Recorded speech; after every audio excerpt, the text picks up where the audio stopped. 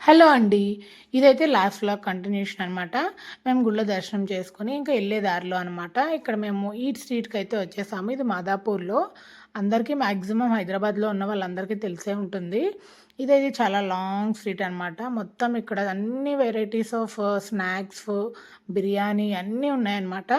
Veg, non veg 2 ఉన్నాయి. కానీ non veg options అయితే ఎక్కువున్నాయి. చాలా బావుంది. అందరూ వచ్చి ఎంజాయ్ చేస్తున్నారు. వీకెండ్స్ అంటే అందరూ బయటకి రావడానికే ప్రిఫర్ చేస్తారు గదా! ఇంకా నేనైతే గుడికి వచ్చాను గదా! అందుకని శారీ కట్టుకున్నాను. ఇంక అక్కడి నుంచే మేము రావడం వల్ల ఇంక నేను అలానే వచ్చేసాననమాట.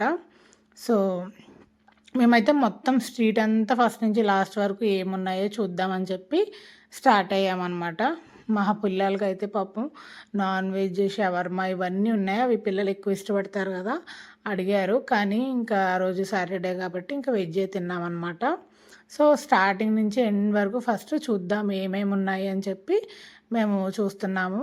ఎక్కువ మోమోస్ ఉన్నాయి. ఇంకా చికెన్‌లో అయితే కబాబ్స్ చాలా ఆప్షన్స్ ఉన్నాయి చికెన్‌లో అయితే. నాన్ వెజ్ అన్నీ గూడా. సో, ఇంకా ఐస్ క్రీమ్స్ ఉన్నాయి, జ్యూసెస్ ఉన్నాయి, కూల్ డ్రింక్స్, సోడాలు కలర్‌ఫుల్ సోడాలుంటాయి గదా! ఇవన్నీ ఉన్నాయన్నమాట. ఇంకా అందరూ వచ్చి సరదాగా ఫ్రెండ్స్ అందరూ గూడా అన్ని రకాల ఐటెమ్స్ టేస్ట్ చేస్తున్నారు. ఇంకా స్టార్టింగ్ నుంచి ఎండ్ వరకు గూడా.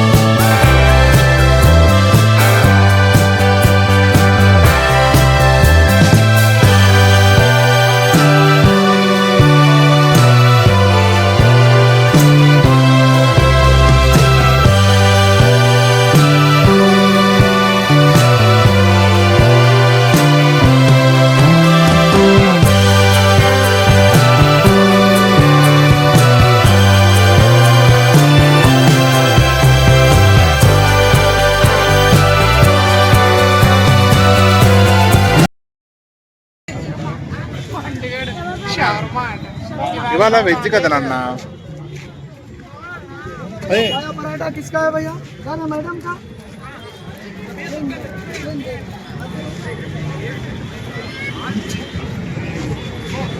भाई आप संडे भी ओपन रहते हैं? संडे मंडे ट्यूसडे हर दिन अनलिमिटेड महीने में पूरे महीना को సండే ఉంటారంట. నెక్స్ట్ రేపు వద్దాం బుజ్జి. సండే ఉంటారంట. రేపు తీసుకొచ్చి ఇడిది పక్కా హైదరాబాద్ బాగుంది.